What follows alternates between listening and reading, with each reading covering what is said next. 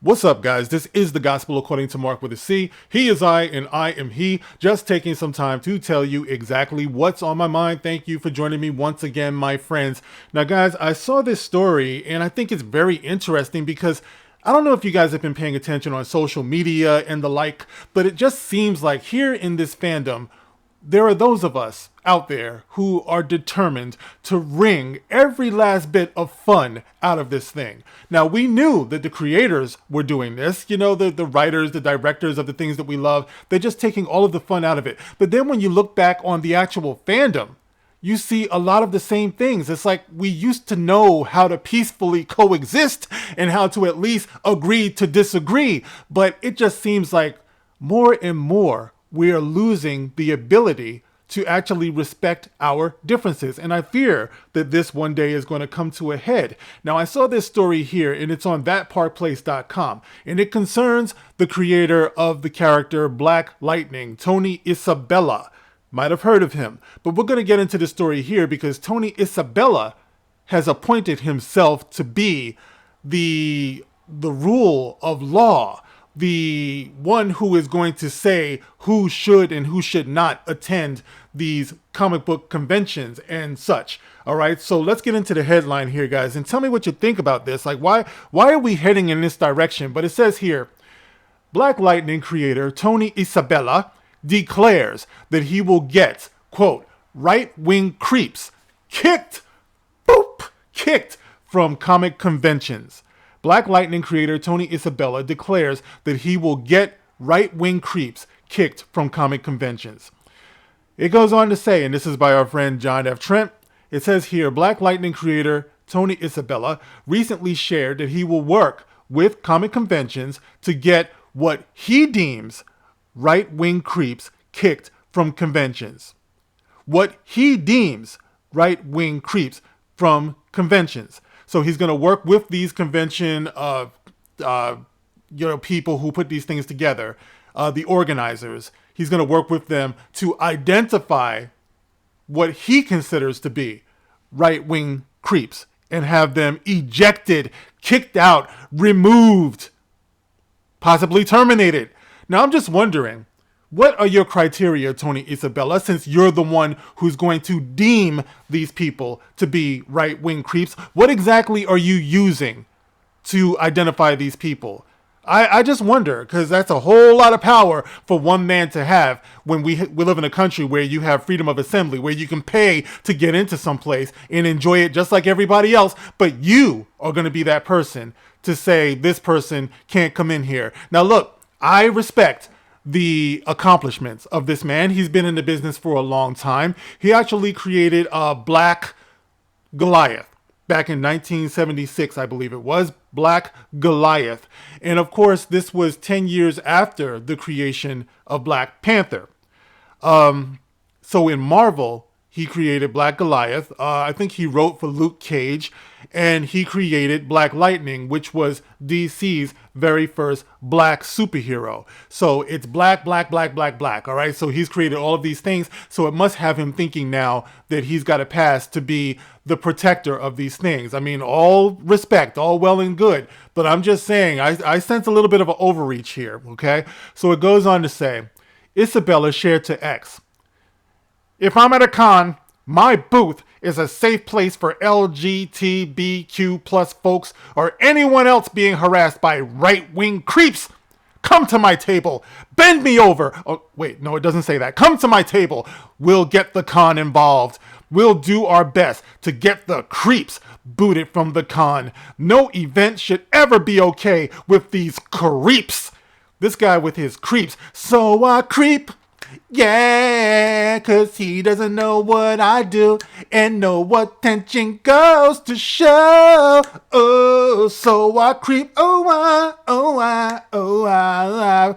Shout out to TLC. So it says here, he added in a subsequent tweet, I'm delighted by how many have liked this here. Bluesky and Facebook. humbled by being praised for posting it. Well, I guess if that's your objective, to be praised, sounds a lot like a bunch of empty virtue signaling to me. You just showed yourself. It feels good to be praised, he says, for taking a stand against these right-wing creeps. What I'm wondering is, where are the big comics names? This would carry a lot more weight if our best and most popular comics creators posted it on their various venues. So it's not just enough that he is identifying these so-called right-wing creeps. He wants our best and most popular other comic creators to post it on their various venues. He wants them to go to war with these right-wing creeps. Now, guys, it's been a while since I've been to one of these high-profile comic book conventions. Please, in the interest of fairness, somebody tell me, is this a rash of things that have been going on in recent years? Are people being harassed due to their sexual identity or their racial identity? Are people being beat up outside or inside of these comic book conventions? Like, what is this about? Where's the urgency here? Because when I was going, when my son was a lot younger, I saw none of that. I saw everybody just getting together, having a good time, shopping, looking at things. I saw nobody being harassed. I saw no lynchings. I saw none of this. But it goes on to say, Isabella is no stranger for trying to get people booted from comic book conventions. You guys might remember this. Back in July of 2023, he attempted to have our good friend Eric July booted from San Diego Comic Con. Okay, even if he's not your good friend, he attempted to have Eric July booted from San Diego Comic Con. July shared a post to X announcing that he would be at CGC Comics booth at 12 p.m. local time. 12 p.m., catch me at CGC Comics, CGC Signature Series booth 901. Be great. No, it doesn't say that, but shout out to him. Twitter user Check the Circuit would then attempt to get July canceled by labeling him as an outright cruel, hurtful, and bigoted offense to invitees and attendees. Now, once again, someone tell me, I'm trying to be fair about this. Tell me, when did you see Eric July chasing somebody down at one of these conventions? When did you see him spitting upon somebody? When did you see him spewing hatred against somebody? And the interesting thing about this is that I didn't know this, but I recently looked into it, and Eric July is black. Yeah, he's black. Eric July is a black man. And you know what? So am I. But I digress. The point is that it's very interesting that this guy who created Black Lightning, Black Goliath, he wrote for Luke Cage, he did all this black stuff. He's not black, Tony Isabella, but he created these things. And the one that he targeted is a black man, a black creator who's trying to do what he did, when he was coming up, which was just contribute to the culture. Let's go on here. Isabella would then chime in.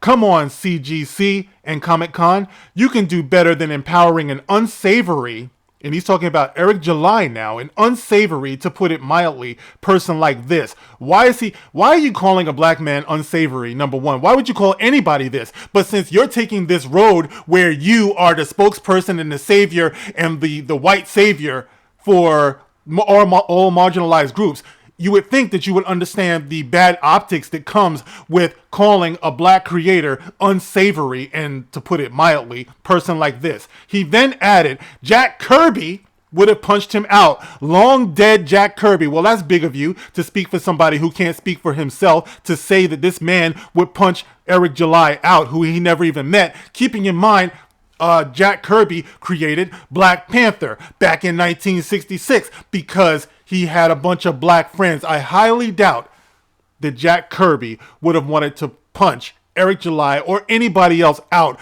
based upon their political standings. But this is what Tony Isabella would have you believe. Tony Isabella, have you lost your freaking mind? Why would you be saying things like this? Why would you appoint yourself to be the protector and to kick out these so-called right-wing creeps when I've seen nothing. As a matter of fact, I Googled to see. I really want to know. I did a little investigation. I wanted to see if there were any incidents of violence against LGBTQ ? Black people, women, anybody. And every time I did this, you see the thumbnail, I put it in the thumbnail. We produced no results for what you're searching. I saw no instances of this, no examples of anybody being harassed to that degree at a comic book convention where you would have to make a statement like this. I don't understand why people are doing this. Like I said, they are attempting to wring every last bit of fun out of this culture that we are in now. All right? Do what you do. Contribute what you want to contribute to the culture. But all of this drama farming, all of this virtue signaling, all of this stuff that you're doing is not necessary. We already have been through this. We've been to so many comic book conventions, and the ones that I've seen, you will see men who are dressed up like Wonder Woman or something for fun. I saw a woman who was walking around dressed like Indiana Jones. Nobody gave a shit. Nobody cared about all of this. All right, so if you're talking about maybe, I don't know, drag queens or something like that, and maybe people have spoken out that they prefer not to see that, well, that's their opinion. Happens to be my opinion too. But are you going to keep me out of these conventions? You might see my videos. When I'm talking about that, I was uncomfortable bringing my then underage son, my little son, to see something like that.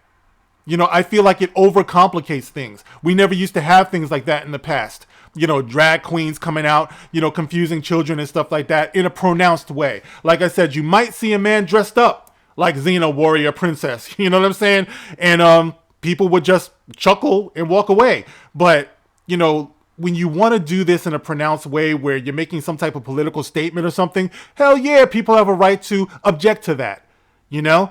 But once again, something like this, I feel is not unnecessary. I mean, it's not necessary. It's not necessary for you to be making these stands. And I fear that what you're doing is sowing the seeds for one day there might be a incident of violence. It's something like this, you know, where you get people so riled up. You tell them so many lies, like what they did with Gina Carano. You have people who were so dedicated to twisting people's words from what they were intended to be, especially when anybody with even half a brain knows what that woman was talking about or know what Eric July is talking about in his videos. Either you agree with it or you don't. But to make something malevolent out of it is it's mischievous. It's mischief making, and the end result will be a shutdown to all of this. When we don't know how to respect one another, we don't know how to use the common sense that God gave us to the point where we can get each other riled up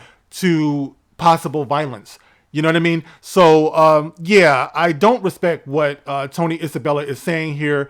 I have to wonder what his intentions are here and people who do this, because it just puts us on a bad path, guys. And it goes completely contrary to how we've been in this community for all of these years. But guys, you can get in the comment section. Let me know how you feel about Tony Isabella's comments. Do you agree with them? Do you think they have any merit? Do you think anybody should be allowed to point out who is a right-wing creep or who is even a left-wing creep? Or can we put our political differences aside to enjoy this culture as it was meant to be, guys? You can get in the comment section. Let me know how you feel about this. As always, you can like, you can share, you can subscribe. Thank you for your support. Thank you for the super thanks. I will catch you on the next one. This is The Gospel According to Mark with a C. Rock on.